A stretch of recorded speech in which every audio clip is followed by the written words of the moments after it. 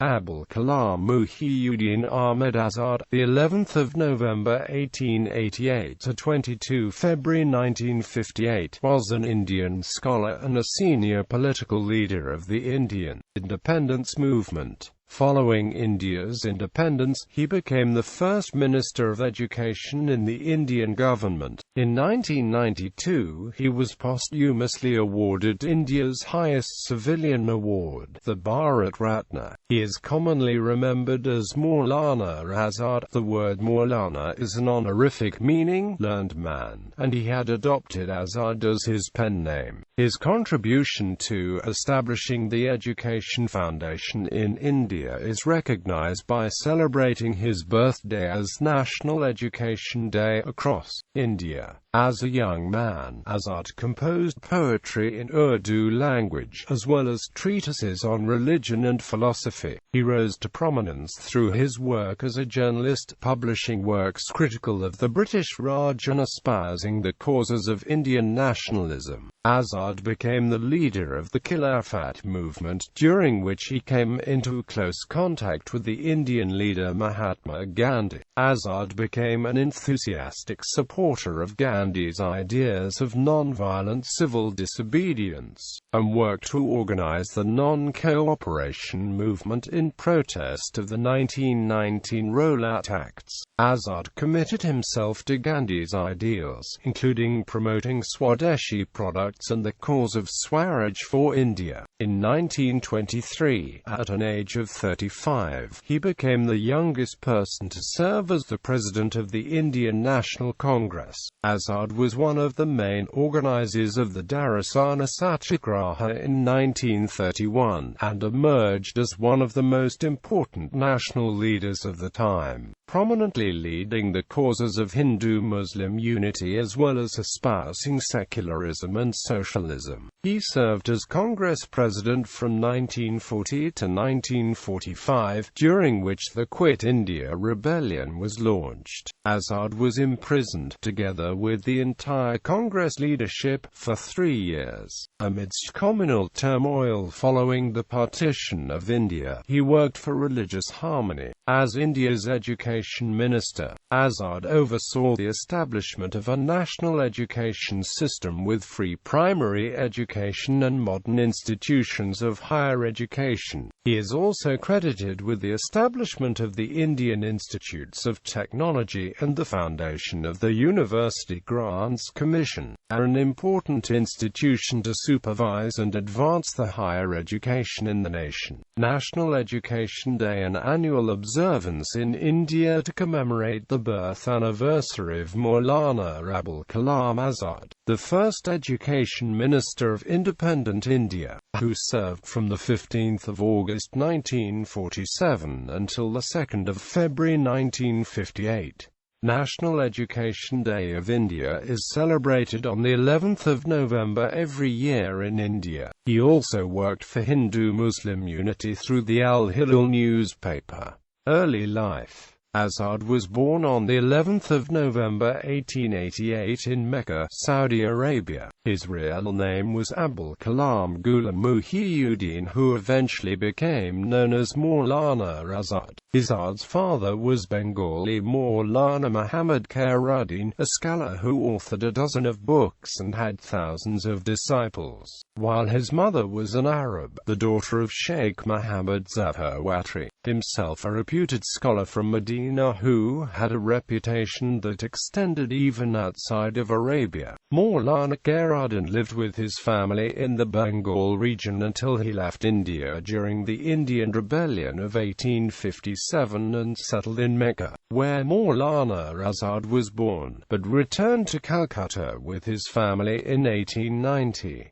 Azad began to master several languages, including Urdu, Hindi, Persian, Bengali, Arabic, and English. He was also trained in the mazahibs of Hanafi, Maliki, Shafi'i, and Hanbali fiqh, Shariat, mathematics, philosophy, world history, and science by reputed tutors hired by his family. An avid and determined student, the precocious Azad was running a library, a reading room, a debating society, society before he was 12, wanted to write on the life of Ghazali at 12, was contributing learned articles to magazine at 14, was teaching a class of students, most of whom were twice his age, when he was merely 15, and succeeded in completing the traditional course of study at the young age of 16, 9 years ahead of his contemporaries, and brought out a magazine at the same age. In fact, in the field of journalism, he was publishing a poetical journal and was already an editor of a weekly in 1900 at the age of 12, and in 1903 brought out a monthly journal, Lisan Sideq, which soon gained popularity. At the age of 13, he was married to a young Muslim girl, Zuleika Begum. Azad compiled many treatises interpreting the Quran, the Hadith, and the principles of fiqh and kalam.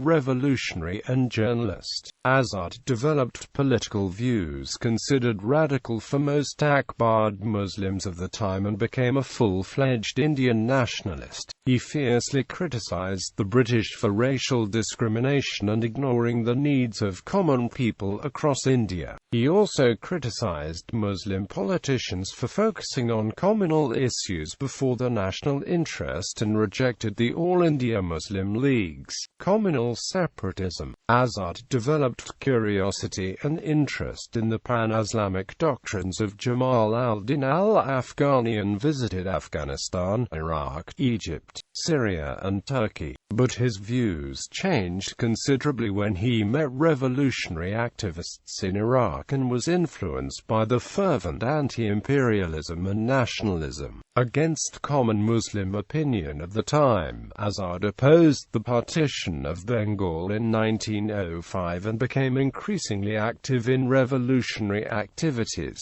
to which he was introduced by the prominent Hindu revolutionaries Aurobindo Ghosh and Shyam Sundar Chakravarti. Azad initially evoked surprise from other revolutionaries, but Azad won the praise and confidence by working secretly to organize revolutionaries' activities and meetings in Bengal, Bihar and Bombay. Azad's education had been shaped for him to become a cleric, but his rebellious nature and affinity for politics turned him towards journalism. He established an Urdu weekly newspaper in 1912 called Al-Hilal, and openly attacked British policies while exploring the challenges facing common people, but it was banned in 1914.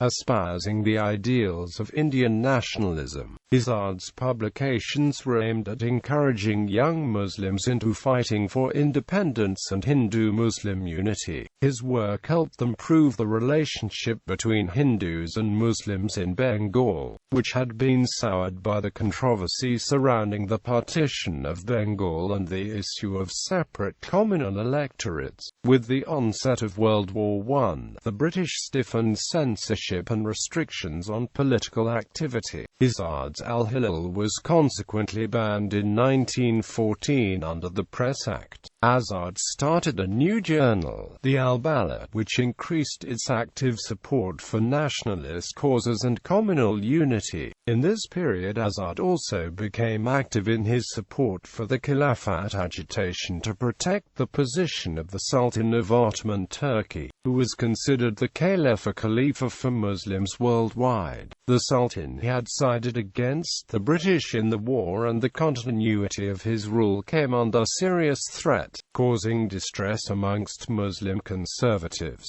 Azad saw an opportunity to energize Indian Muslims and achieve major political and social reform through the struggle. With his popularity increasing across India, the government outlawed Azad's second publication under the Defence of India Regulations Act and arrested him. The governments of the Bombay Presidency, United Provinces, Punjab and Delhi prohibited his entry into the provinces, and Azad was moved to a jail in Ranchi, where he was incarcerated until the 1st of January 1920. Literary works.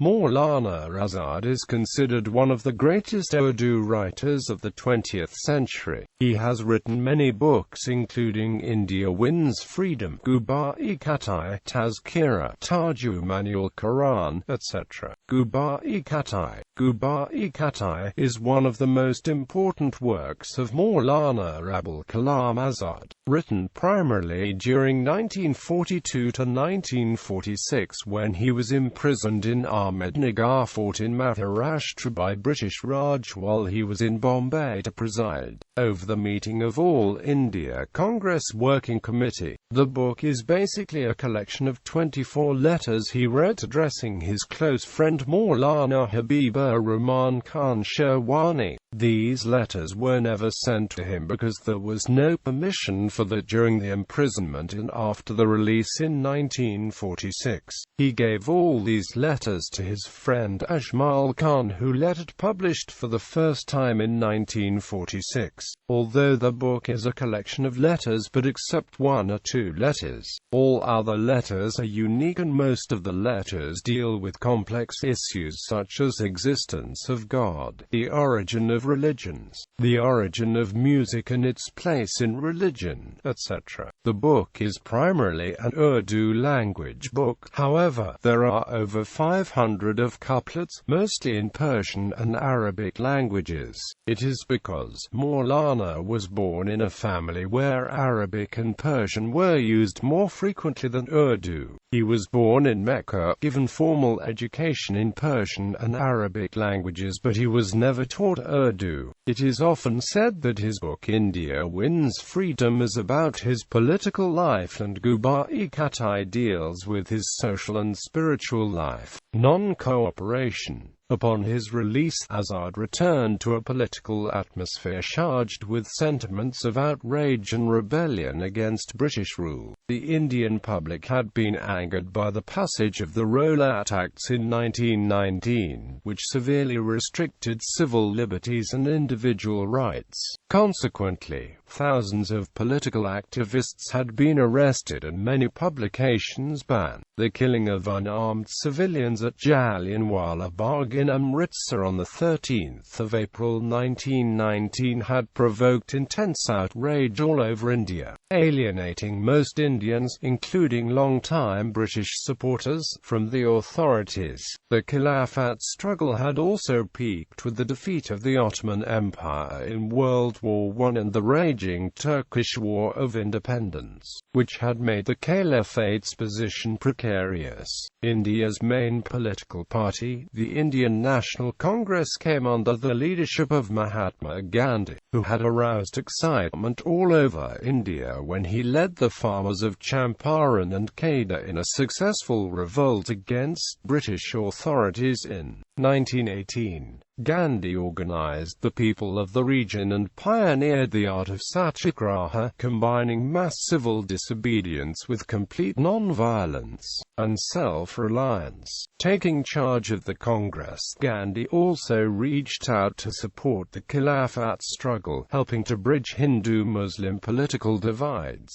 Azad and the Ali brothers, Maulana Muhammad Ali and Shaukat Ali, warmly welcomed Congress support and began working together on a program of non-cooperation by asking all Indians to boycott British-run schools, colleges, courts, public services, the civil service, police and military. Non-violence and Hindu-Muslim unity were universally emphasized, while the boycott of foreign goods, especially clothes, were organized. Azad joined the Congress and was also elected president of the All India Khilafat Committee. Although Azad and other leaders were soon arrested, the movement drew out millions of people in peaceful processions, strikes and protests. This period marked a transformation in Azad's own life.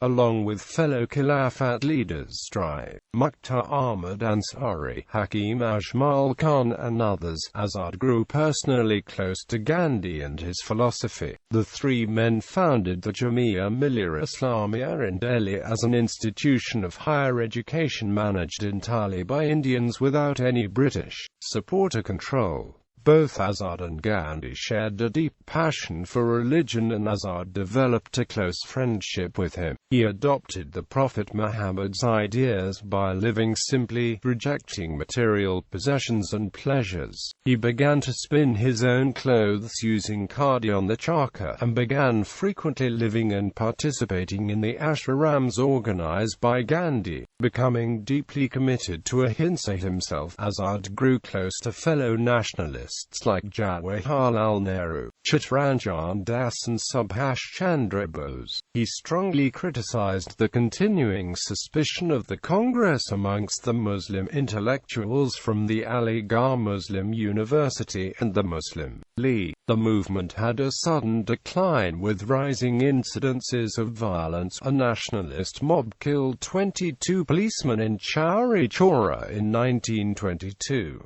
Fearing degeneration into violence, Gandhi asked Indians to suspend the revolt and undertook a 5-day fast to repent and encourage others to stop the rebellion. Although the movement stopped all over India, several Congress leaders and activists were disillusioned with Gandhi. The following year, the Caliphate was overthrown by Mustafa Kemal Ataturk, and the Ali brothers grew distant and critical of Gandhi and the Congress. Azad's close friend Chittaranjan Das co-founded the Swaraj Party, breaking from Gandhi's leadership. Despite the circumstances, Azad remained firmly committed to Gandhi's ideals and leadership. In 1923, he became the youngest man to be elected Congress president.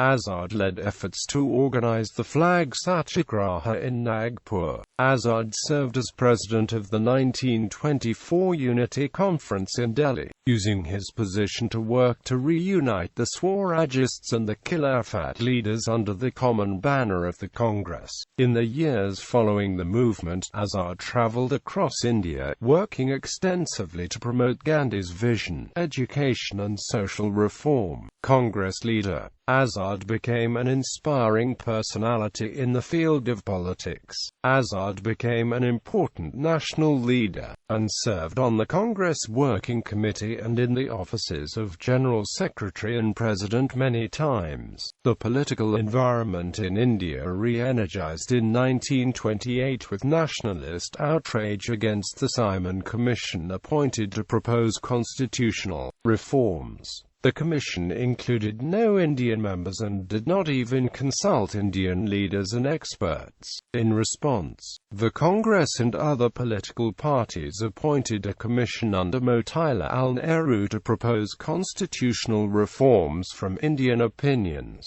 In 1928, Azad endorsed the Nehru Report, which was criticized by the Ali brothers and Muslim League politician Muhammad Ali Jinnah. Azad endorsed the ending of separate electorates based on religion, and called for an independent India to be committed to secularism. At the 1928 Congress session in Guwahati, Azad endorsed Gandhi's call for dominion status for India within a year. If not granted, the Congress would adopt the goal of complete political independence for India. Despite his affinity for Gandhi, Azad also drew close to the young radical leaders Jawaharlal Nehru and Subhash Bose, who had criticized the delay in demanding full independence. Azad developed a close friendship with Nehru and began espousing socialism as the means to fight inequality, poverty and other national challenges. Azad decided the name of Muslim political party Majlis-e al-Islam. He was also a friend of Syed Ata-Ullah Shah Bukhari, founder of All India Majlis-e-Arab. When Gandhi embarked on the Dandi Salt in March that inaugurated the Salt Satyagraha in 1930, Azad organized and led the nationalist raid, albeit non-violent, on the Darasana salt works to protest the salt tax and restriction of its production and sale. The biggest nationalist upheaval in a decade, Azad was imprisoned along with millions of people, and would frequently be jailed from 1930 to 1934 for long periods of time. Following the Gandhi-Irwin Pact in 1931, Azad was amongst millions of political prisoners released. When elections were called under the Government of India Act 1935, Azad was appointed to organize the Congress election campaign, raising funds,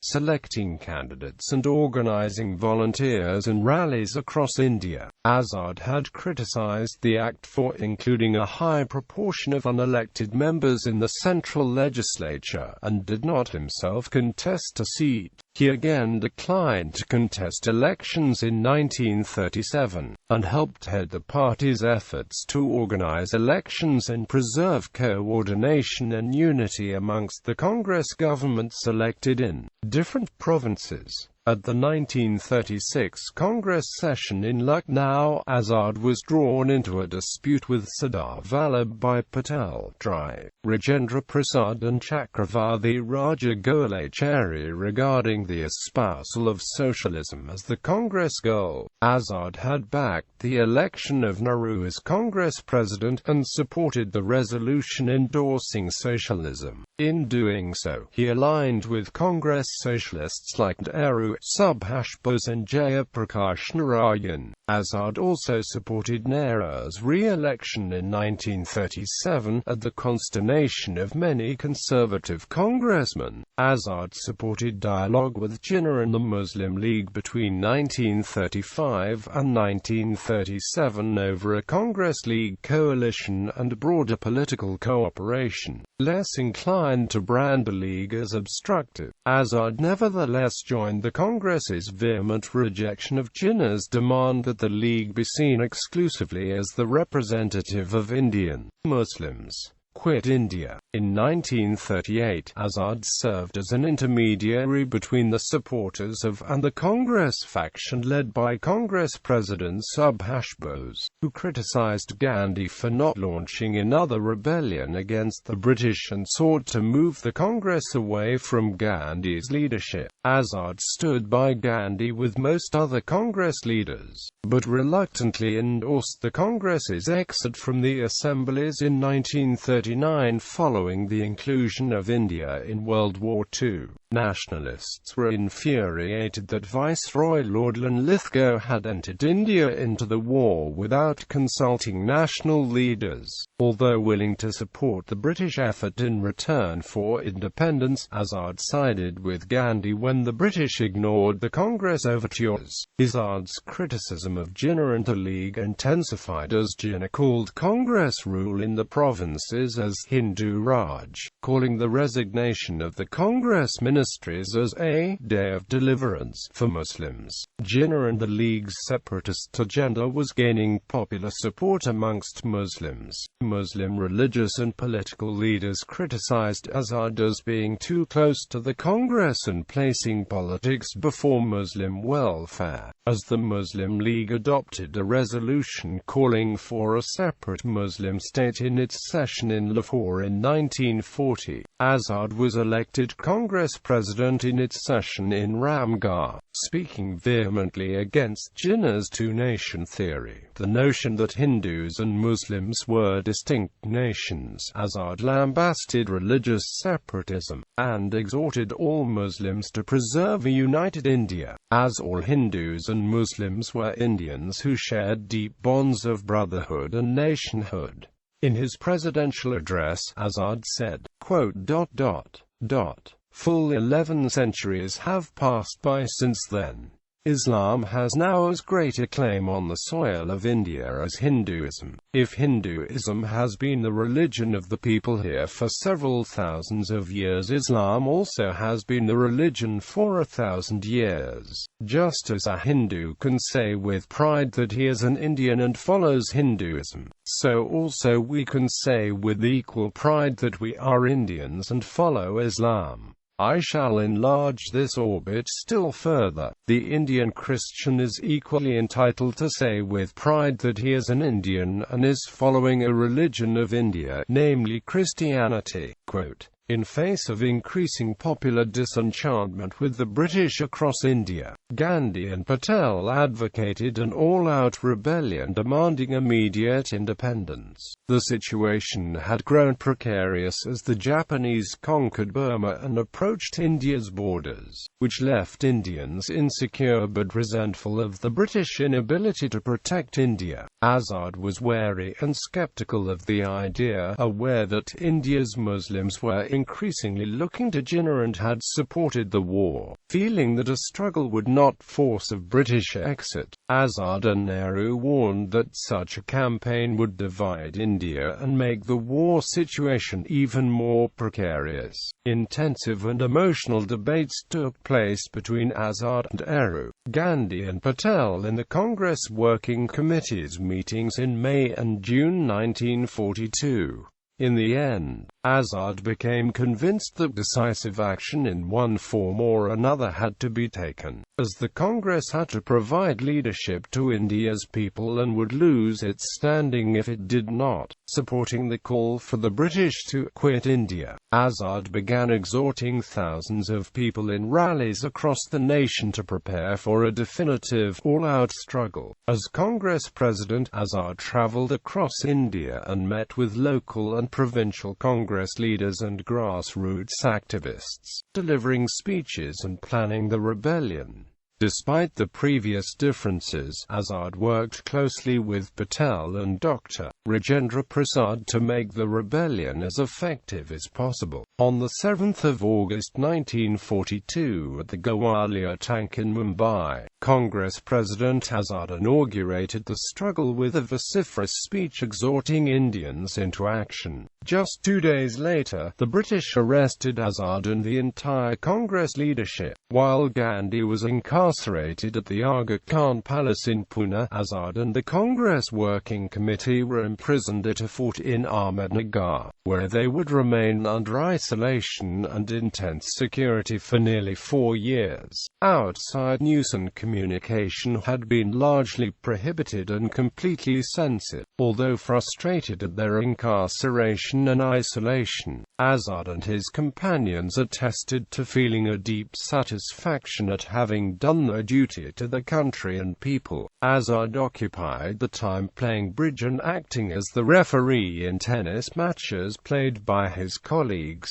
In the early mornings, Azad began working on his classic Urdu work, the Gubha-i-Khatai, sharing daily chores. Azad also taught the Persian and Urdu languages, as well as Indian and world history to several of his companions. The leaders would generally avoid talking of politics, unwilling to cause any arguments that could exacerbate the pain of their imprisonment. However, each year on the 26th of January, which was then considered Purna Swaraj Day, the leaders would gather to remember the cause and pray together. Azad, Nehru and Patel would briefly speak about the nation and the future. Azad and Nehru proposed an initiative to forge an agreement with the British in 1943. Arguing that the rebellion had been mistimed, Azad attempted to convince his colleagues that the Congress should agree to negotiate with the British and call for the suspension of disobedience if the British agreed to transfer power. Although his proposal was overwhelmingly rejected, Azad and a few others agreed that Gandhi and the Congress had not done enough. When they learned of Gandhi holding talks with Jinnah in Mumbai in 1944, Azad criticized Gandhi's move as counterproductive and ill-advised.